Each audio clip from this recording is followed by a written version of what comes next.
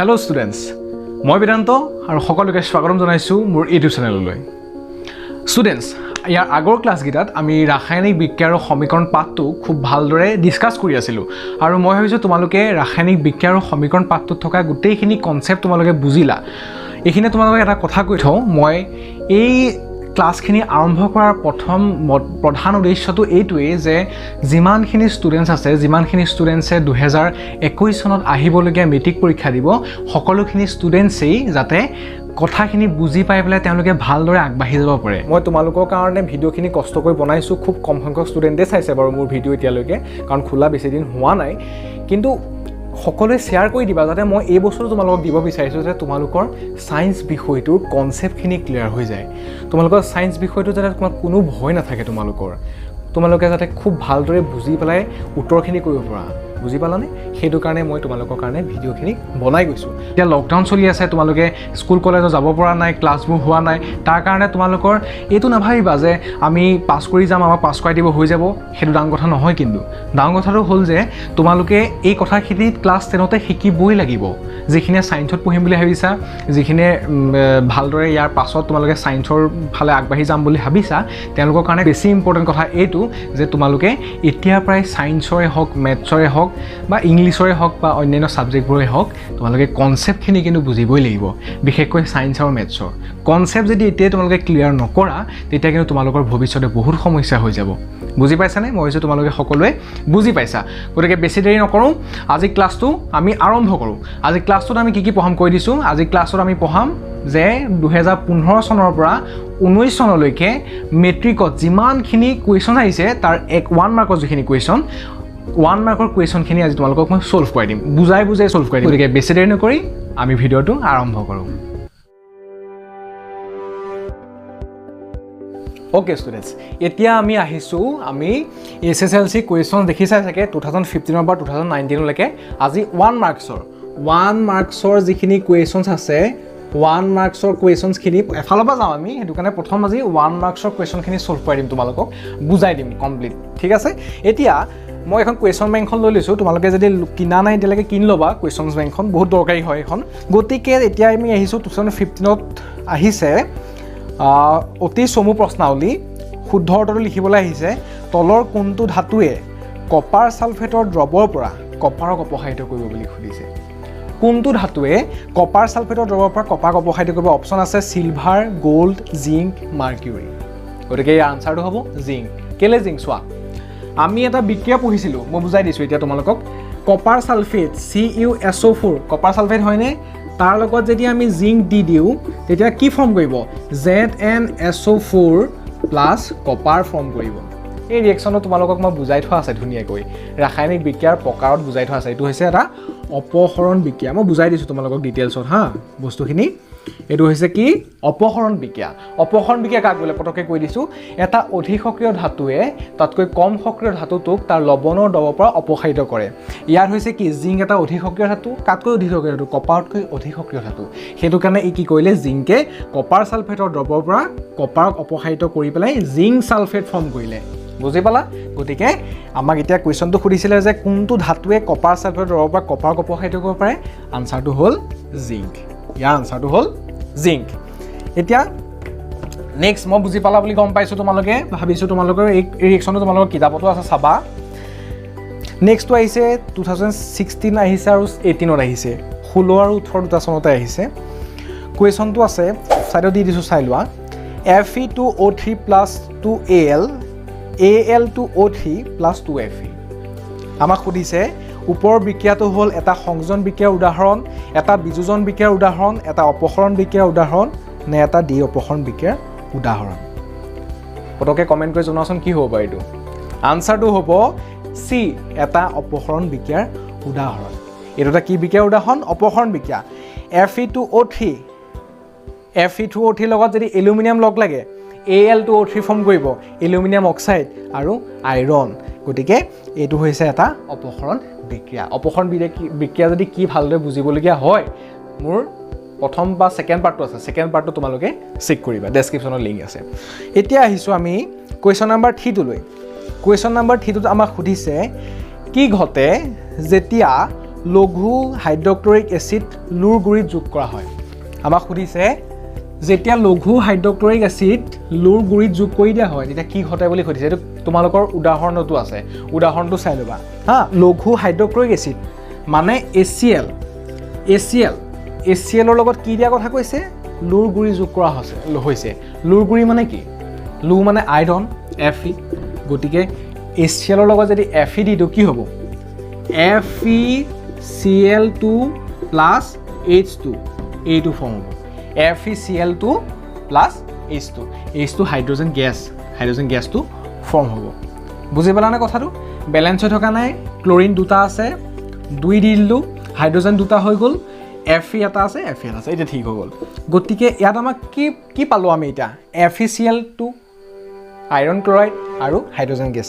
answer হ'ব এ answer এইটোত আছে যে হাইড্ৰজেন গেছ আৰু আইৰন ক্লৰাইড উৎপন্ন হ'ব এইটো এটা ইম্পৰ্টেণ্ট কুৱেশ্যন দেই 2017 আহিছে ইম্পৰ্টেণ্ট কুৱেশ্যন এইটো ওকে এতিয়া আমি আহিছোঁ নেক্সট কুৱেশ্যন সুধিছে 2017 আহিছে 2017 আহিছে এইটো সুধিছে তোমালোকক যে মাৰ্কিউৰিক অক্সাইড AgO উত্তপ্ত কৰিলে কি ঘটে মাৰ্কিউৰিক অক্সাইডটো যেতিয়া উত্তপ্ত কৰি দিওঁ তেতিয়া কি ঘটে তাৰ ৰাসায়নিক বিক্ৰিয়া লিখিবলৈ কৈছে বহুত ডিটেইলছত লিখি থাকিব দৰকাৰ নাই মই তোমালোকক কথাটো বুজাই দিছোঁ শুনা মাৰ্কিউৰিক অক্সাইড মানে HgOক যদি আমি উত্তপ্ত কৰি দিওঁ মানে হিট দি দিওঁ হিটটো এনেকৈ লিখিব পাৰোঁ আমি তাপটোক আমি এই চিম্বলটোৱে লিখিব পাৰোঁ এই চিম্বলটো লিখিলে তোমালোকে বুজিবা যে তাপ সেই ৰিয়েকশ্যনটোত তাপ দি পেলাই হৈছে কি পাম Ag plus O2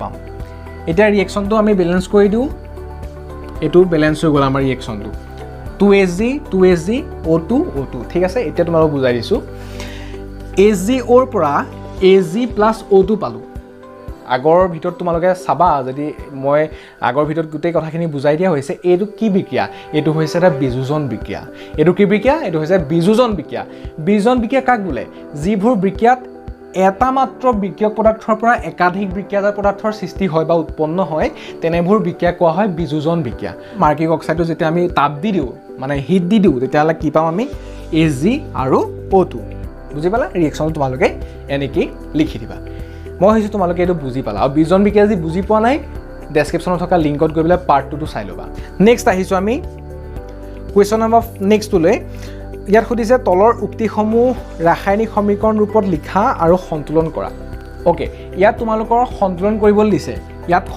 দিছে এইটো আহিছে 2018ত এইটো আহিছে তোমালোকৰ 2018ত সন্তুলন কৰিবলৈ দিছে সন্তুলন কৰাটো মই অলৰেডি এই কুৱেশ্যনটো কৰাই থোৱা আছেই তেওঁ বুলি মই এতিয়া এইটো ক্লাছত কৰাই দিছোঁ সুধিছে ইয়াত এইটো কৈছোঁ হাইড্ৰজেন গেছে নাইট্ৰজেনৰ সৈতে লগ হৈ এমনিয়া প্ৰস্তুত কৰে ঠিক আছে আমি এতিয়া তাৰ কাৰণে ৰাসায়নিক সমীকৰণত লিখিব লাগে হাইড্ৰজেন গেছ H2 কাৰ সৈতে লগ লাগে হাইড্ৰজেন গেছ নাইট্ৰজেন মানে কি N2 সি লগ লাগি পেলাই কি ফৰ্ম কৰে এমনিয়া ফৰ্ম কৰে এমনিয়া মানে হৈছে NH3 বুজি পালা কথাটো গতিকে H2 plus N2 NH3 এইটো হ'ব কুৱেশ্যন নম্বৰ এটোৰ আনসাৰ এতিয়া হাইড্ৰজেন দুটা আছে ইয়াত হাইড্ৰজেন তিনিটা আছে কি কৰিব লাগিব 3 পূৰণ কৰি দিওঁ ইয়াত 2 পূৰণ কৰি দিওঁ 6টা হাইড্ৰজেন কৰি দিওঁ ইয়াতো 6টা হাইড্ৰজেন কৰি দিওঁ গতিকে নাইট্ৰজেনটো অট'মেটিকেলি আমাৰ বেলেঞ্চ হৈ গ'ল এতিয়া বুজি পালা গতিকে এইটো হৈছে তাৰ ৰিয়েকশ্যনটো এইটো আমি এইকণ কৰি দিলে হ'ব সন্তুলন কৰিবলৈ ক'লে সন্তুলন কৰা আমাৰ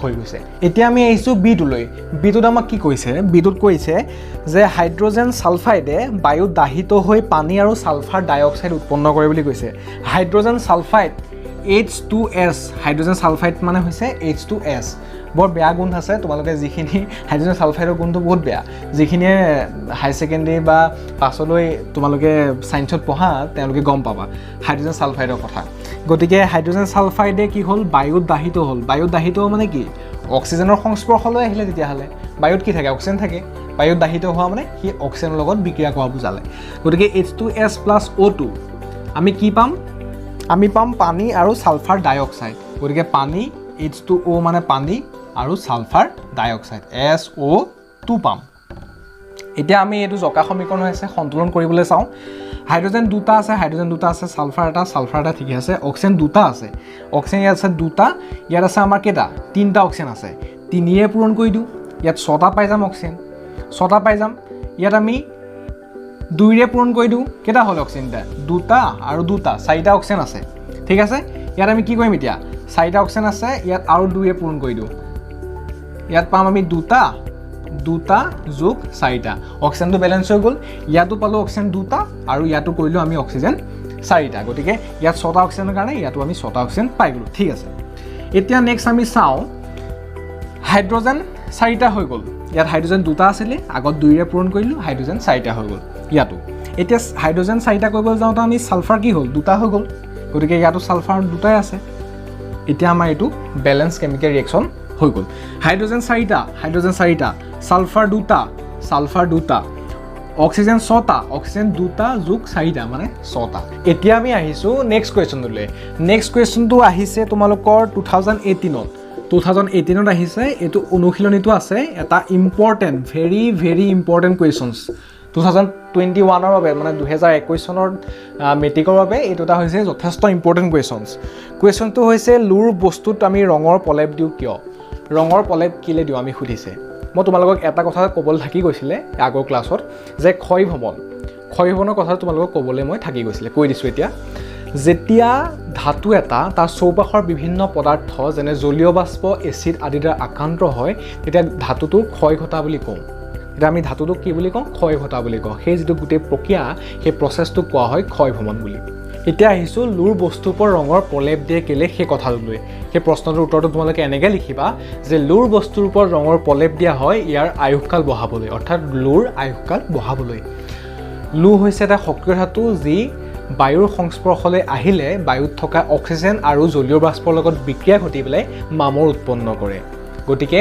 সেই মামৰৰ পৰা বচাবলৈ বা ৰক্ষা কৰিবৰ বাবে আমি লুৰ বস্তুৰ ওপৰত ৰঙৰ প্ৰলেপ দিওঁ বুজি পালা তেনেকৈ আমি লিখিলে আনচাৰটো হৈ যাব নেক্সট কুৱেশ্যনলৈ আমি আহিছোঁ যে তেল আৰু চৰ্বি থকা খাদ্যবস্তু নাইট্ৰজেনৰ পৰিৱেশত পেকেটত ভৰোৱা হয় কিয় এইটো আহিছে 2017তে 1 মাৰ্কৰ কাৰণে লিখিবলৈ আহিছে তেল আৰু চৰ্বি থকা খাদ্য নাইট্ৰজেনৰ পৰিৱেশত কেলে আমি নাইট্ৰজেনৰ পৰিৱেশত পেকেটত কেলে ভৰোৱা হয় সুধিছে এই কথাটোৰ কাৰণেও মই এটা টপিক থাকি গৈছিলে সেইটো হৈছে ৰেঞ্চিডিটি বা দুৰ্গন্ধিতা সেই টপিকটো মই অকণমান আগতে কৈ ল'ব লাগিব গতিকে ৰেঞ্চিডিটি বা দুৰ্গন্ধিতা কি মই তোমালোকক কৈ লৈছোঁ কথাটো ৰেঞ্চিডিটি বা দুৰ্গন্ধিতা হৈছে এইটো যেতিয়া তেল আৰু চৰ্বিযুক্ত খাদ্যবস্তুত তেল আৰু চৰ্বি জাৰিত হ'লে সেই তেল আৰু চৰ্বিবোৰ জাৰিত হ'লে তাৰ দুৰ্গন্ধৰ সৃষ্টি হয় তাত সেই খাদ্যবস্তুৰ দুৰ্গন্ধি সৃষ্টি হয় গতিকে সেই প্ৰচেছটোকে কোৱা হয় দুৰ্গন্ধিতা বা ৰেঞ্চিডিটি এতিয়া আমি দুৰ্গন্ধিতাৰ পৰা বাচিবৰ কাৰণে কি কৰিব লাগিব আমি ৰেঞ্চিডিটিৰ পৰা ৰক্ষা কৰিবৰ বাবে খাদ্যবস্তু কি কৰিব লাগিব আমি কিছুমান তাক এনেকুৱা বস্তু যোগ কৰিব লাগিব যিবোৰ কাৰণে জাৰণ নহয় খাদ্যবস্তুৰ গতিকে এইটো হৈছে এটা তেনেকুৱা উদাহৰণে যে তেল আৰু চৰ্বি থকা খাদ্যবস্তু নাইট্ৰজেনৰ পৰিৱেশত পেকেটত ভৰোৱা হয় কেলে সুধিছে এতিয়া নাইট্ৰজেনটো হৈছে এনেকুৱা এটা গেছ নাইট্ৰজেনৰ যেতিয়া সেই তেল আৰু চৰ্বিযুক্ত খাদ্যবস্তুত নাইট্ৰজেন যুক্ত কৰা হয় মানে যোগ কৰা হয় তেতিয়াহ'লে সেই খাদ্যবস্তুৰ পৰা তেল আৰু চৰ্বি জাৰিত হৈ যাব নোৱাৰে তাৰ বাবে সেই খাদ্যবস্তু বহুদিনৰ বাবে থাকিব পাৰে সংৰক্ষিত হৈ থাকিব পাৰে বুজি পালা কথাটো বহুত দিনৰ বাবে ভাল হৈ থাকিব পাৰে ওকে ষ্টুডেণ্টছ এতিয়া আহিছোঁ আমি আমাৰ শেষটো কুৱেশ্যনলৈ এইটো আহিছে 2019ত কুৱেশ্যনটো হৈছে ডি অপসৰণ বিক্ৰিয়াৰ এটা উদাহৰণ দিয়া মই ডি অপসৰণ বিক্ৰিয়া কি তোমালোকক সেই ডিটেইলছটো মই পাৰ্ট 2ত গোটেইখিনি বুজাই থোৱা আছে গতিকে যিখিনি পাৰ্ট 2 চোৱা নাই চাই ল'বা ডেছক্ৰিপশ্যনত থকা লিংকত গৈ পেলাই এতিয়া আমি আহিছোঁ ডি অপসৰণ বিক্ৰিয়া এটা উদাহৰণলৈ উদাহৰণটো হৈছে Na2SO4 plus BaCl2